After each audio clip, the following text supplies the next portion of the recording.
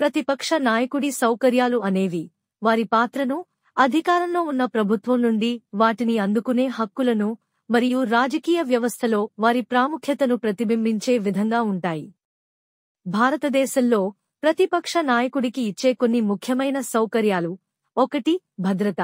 ప్రతిపక్ష నాయకుడికి ఎక్కువ భద్రతా ప్రాతిపదికపై కేంద్ర ప్రభుత్వం లేదా రాష్ట్ర ప్రభుత్వాలు భద్రతా ఏర్పాట్లు చేస్తాయి.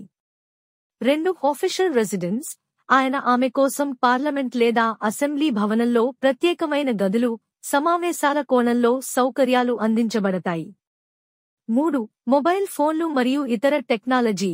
అధికారిక కార్యక్రమాల కోసం ప్రభుత్వ సౌకర్యాలు, mobile phone, telephone line, working space అందించబడతాయి.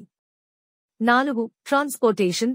అధికార ప్రతిపక్ష నాయకులు కావున వారి ఆరోగ్య, నివాసం వంటి విషయాలపై కూడా పెద్ద గమనింపు ఉంటుంది. 5. Security personal.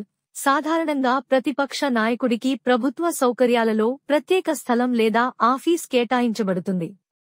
6. విమాన ప్రయాణం.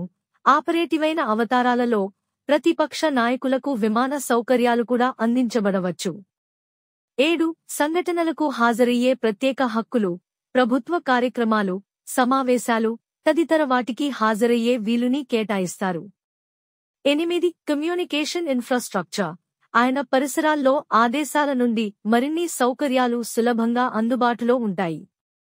ఈ విధంగా ప్రతిపక్ష నాయకుల అవసరాలను తీర్చేందుకు కొన్ని ప్రభుత్వ వనరులు అందిస్తారు.